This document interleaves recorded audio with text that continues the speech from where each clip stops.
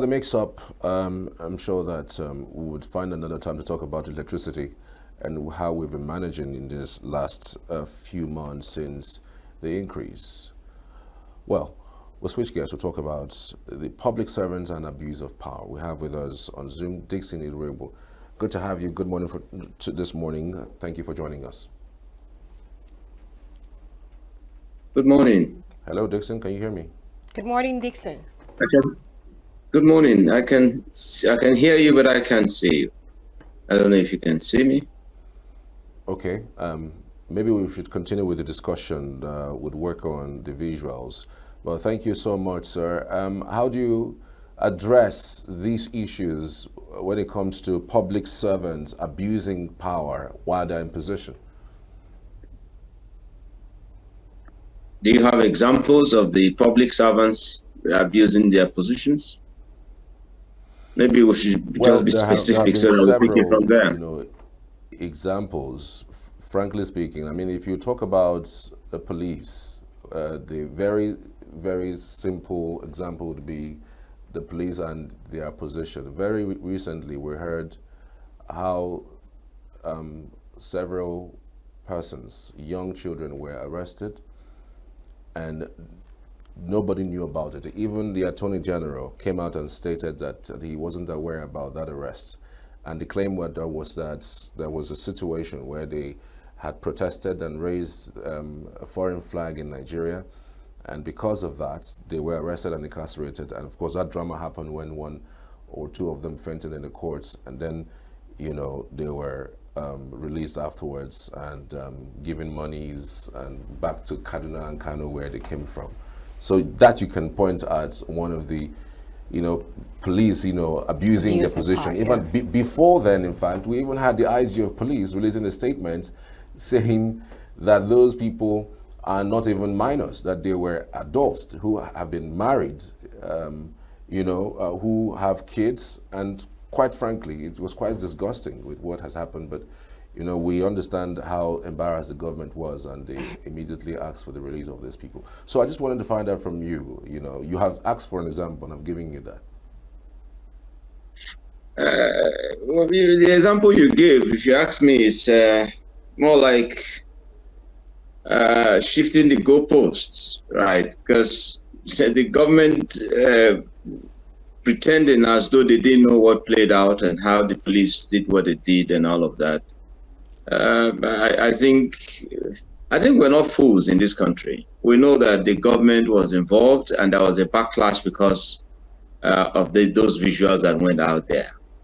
The process of throwing up these leaders, forget the aspect of those civil servants, because I classify the police now as civil servants because they officially are employees of the public officers you're talking about, like in this case, the president of Nigeria, right? The process that throws up leaders, for instance, the 2023 election, where the INEC leadership promised Nigerians what they were going to do. They did set the rules of the game, and then along the way, they shifted the goalposts, and nobody has been punished up till now. So what it simply means is that the system promotes this recalcitrant nature or actions of the people that ought to be serving the interests of the Nigerian people. So that let's not isolate the police and say, oh, that what happened, that some young chaps minors were arrested, that they were waving a foreign flag during a protest and all of that. And it's not without the consent of the government of the day. That is a fact that we should not in any way paint in another color. The head is rotten. That's why the system is the way it is. The Nigerian system allows for misbehavior because those who misbehave, that occupy government offices or public offices, they're not punished or held accountable when they go contrary to the rules of the game. And that's why we have this level of indiscipline and all of that. Until we collectively accept that there's something wrong with the Nigerian system and not just look for those at the lower cadre to isolate for blame until we accept it, especially the media. We need to begin to change the narrative about our country and set the right agenda. Look at what played out in America, where the president, a former president of America, went through the processes he went through, had to be tried and all of that for the first time. That goes to establish that nobody is above the law. But in our country, we know that some people are above the law. People commit all sorts of crime while in office, and nobody holds them to account. They get away with it. So when the little child is, watching the mama and the papa be misbehave, when the child grows up, of course, the system will face whatever it is that the child, that is now grown will give to it. I think sincerely we need a complete overhauling of our system in our country. That's my view. So in the case, the example you gave, the government cannot pretend not to have known about those arrests and that those young people were kept, those minors were kept for days before that very ugly incident that played out in the court. Of course, you rightly said it, that the police came out to say, that they were not minors. So they were defending the actions they took until the backlash that now made government pull back. And of course, we now saw what has played out. So I don't think it's just that case particularly. INEC chairman is still there. INEC chairman, after committing the crime he committed in 2023, is still the INEC chairman conducting elections here and there. Right. Another example that one can easily point out is the FCT minister, Nyesom Wike, and of course, Exactly. Obara, Exactly. Exactly. So exactly. I Because was wondering if you think that political affiliations or philandering, with the powers that be, allows these types of abuse, because you are in tandem or because you are in bed with a certain political party that is in power. It gives that's leverage, in order to misbehave. I mean, look at the mess that is being made with the River States conundrum. The truth about it is that when the head, Abiola said it a long time ago, and when the head is rotten, the entire body will stink. The process that brought the government of the day to power was a rotten process.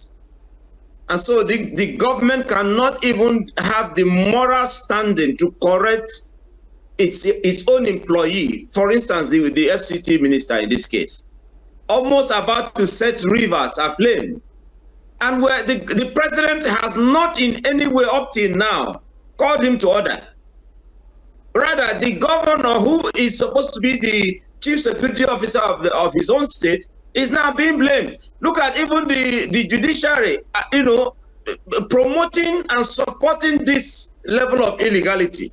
So I think sincerely, it just goes to tell us the kind of leadership we have now. This leader has no plan has no good intention for the country, because if not, is Wike above the law? Is Wike above the law in Nigeria? But if I have to answer that question myself, the fact that he has continued without restraint, without any caution, he has continued to fund this level of insecurity in Rivers State. And the president, who is his boss, his direct boss, has not called him to order. This is above the law, and that the government is in the same bed with him. So it's not just because that he has affiliation with the ruling party and all of that. Let us bring out the office of Mr. President. Or will the president say he is not aware of what his FCT minister is doing in Rivers State? He's not aware that local government buildings were set ablaze. He's not aware that the political crisis that is about to consume the entire southern Nigeria, that is playing out right now, is not aware. The president cannot say he's not aware. That's why I said the excuse that you attempted to make for the government or the case of those minors, it doesn't apply. The government was aware. The government allowed it to happen. It's just that somehow the that ugly incident that played out in court, seeing those young chaps, faint, look at them looking haggard and all of that, the government had to start looking for a way to save its face. We are in a deep mess in our country, and I hope that Nigerian people will realize it early enough and know that our destinies will have to take it in our hands.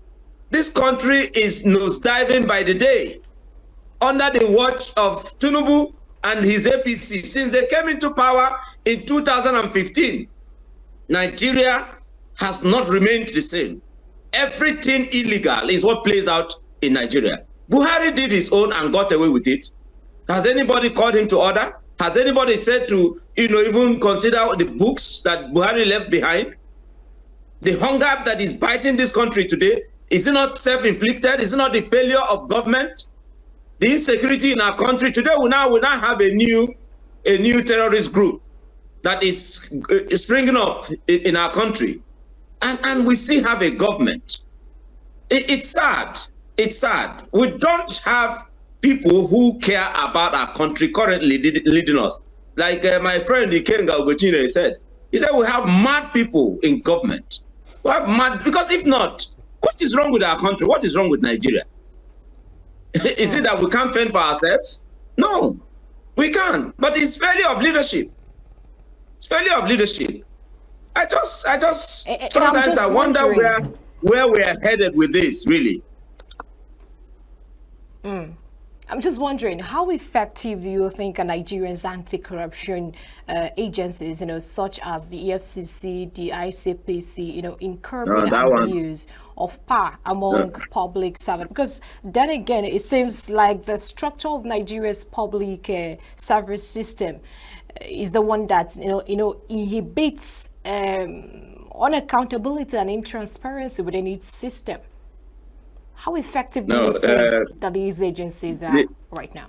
No. The aspect you mentioned, the EFCC, you can attest to what the former Kogi State Governor and the EFCC, the drama that they have been playing. It's also a shame that people don't seem to care anymore. People don't seem to care anymore. And if we be fair to the government, the previous government has set up, because the PDP government has set up the institutions you're talking about now. The truth is that since the plague called APC came upon Nigeria, every institution in our country is down. There's no fighting any corruption. There's no fighting any indiscipline whatsoever. Because what APC did, those people that came together, strange bedfellows that came together to form what they now know as APC, what they simply came to do was to grab power. And that was their campaign in 2014, to grab power. There was no plan whatsoever. Having grabbed power, there's nothing to be done but ravage the system. Can you say Tinubu will go and fight corruption? How? The process that brought him to power is the most corrupt process. You can't place something on nothing. That's what lawyers say. So that's why P2B would say that if you want to be called excellency, the process that brings you to that seat of excellency must be excellent. That is the only way that you can now have the leader have the courage to assert whatever policies that will affect the common interest of the nation. Aside that, we're just wasting our time. We're not expecting anybody who is expecting that under the watch of APC, as led today by Tinubu, that there will be any fight against the ills in the system. That person is wasting his time or her time.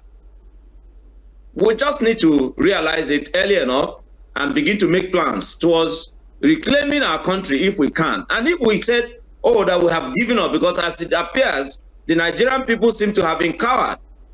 Nobody is ready to challenge the system. Can you imagine it? All the nonsense that is going on in our country, and we're all sitting down.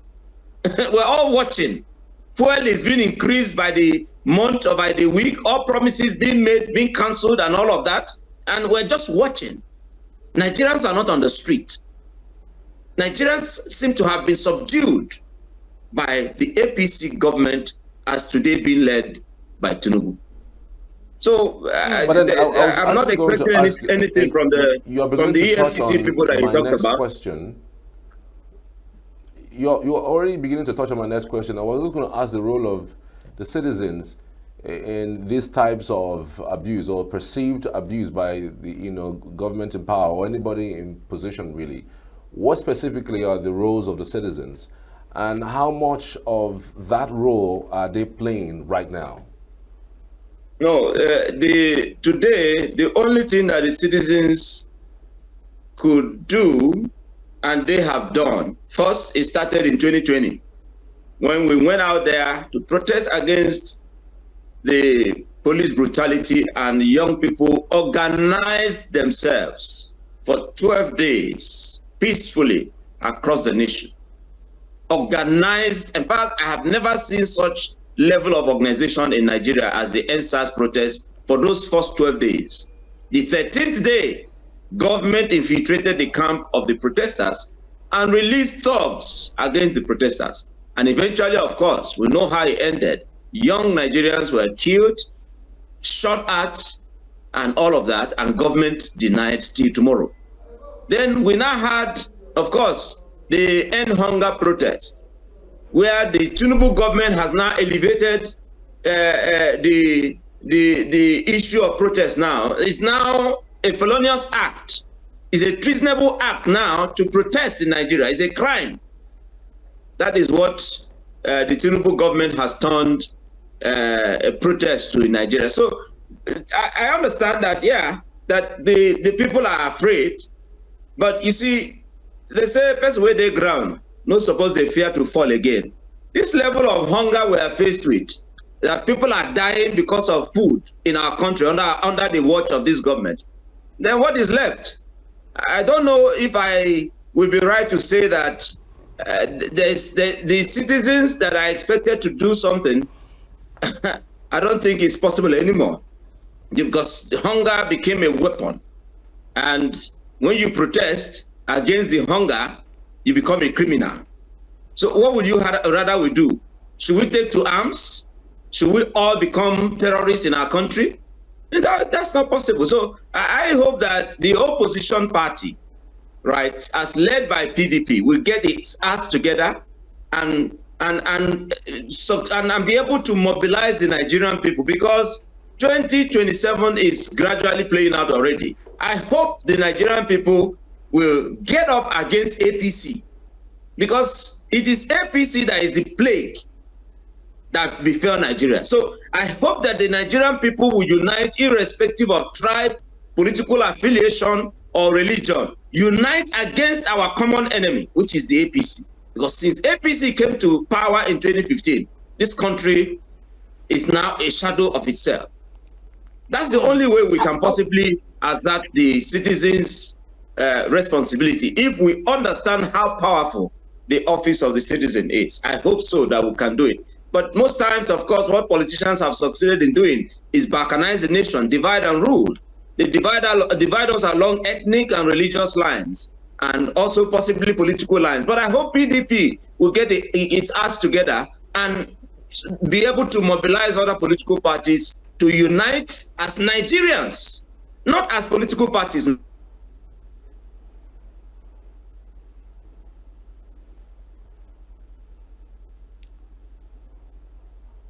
Mr. Dixon, are you there? Can you still hear us, Mr. Dixon? Okay, I can't hear you anymore. Can you hear me? Connection with Dixon. I think we have him. I can hear you clearly. Mr. Dixon. Yes, please. Okay, I wanted to ask you a question before you go. You talked about, you kept on, hammering on the political party in power. And I'm just wondering, because all the public servants, they are in different, political parties too. So do you think the issue of abuse is solely a problem of a political party in power? No, I didn't say it's just the political party in power. I said the leader, because you cannot take it away from the leadership. when the head is rotten, the entire components of the body will stink. So if the head is rotten, will you expect the hand to be comfortable in that same body? So which party should we blame? Should we go and blame Labour Party or PDP? It is the party in government that we should blame, particularly narrowing it down to the president. The office of the president is not leading by example.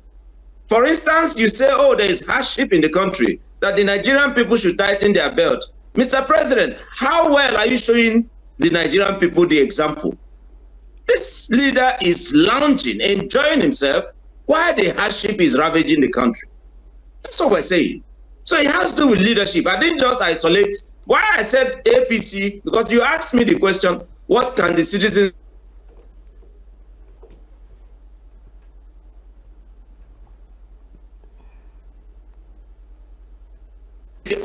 hunger protest. So the first thing that the citizens ought to do within the democratic tenets that we are practicing, the government of the day has criminalized it.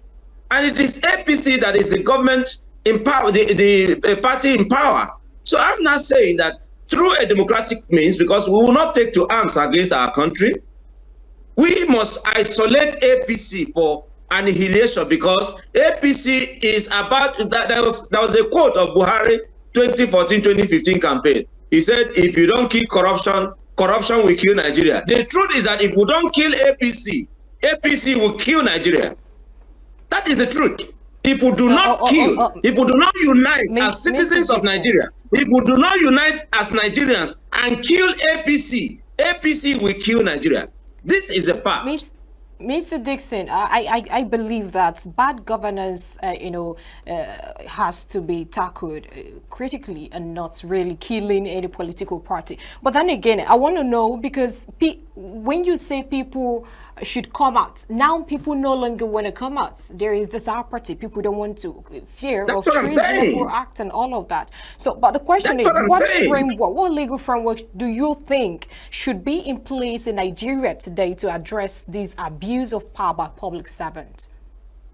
Legal framework. The judiciary is in the same bed with the government of the day. The judiciary is no more the hope of the last hope of the common man. It is now the property of APC. There is alongside Wike. You understand me? So what legal this thing are you talking about? The only process that I, as a politician that I am, and an active citizen that I am, the only process that I can support is through a political process. And that is why I'm deliberate that we, as citizens of Nigeria, must identify our common enemy. Or don't you agree with me? Because you're a Nigerian first, before being a journalist. Don't you agree with me that since APC came into power in 2015, that everything about our country is now a shadow of itself? Don't you agree? How do you buy fuel? What market do you go to? Are you going to a different market? So you're feeling it as much as I am feeling. We're all feeling it. Therefore, I am not, and please, I'm deliberate to use the word kill. Kill APC and save Nigeria. Because APC is killing Nigeria. Dixon Uregu, many thanks for your insight. We truly appreciate your input on the show this morning. Thank you. Thank you so much.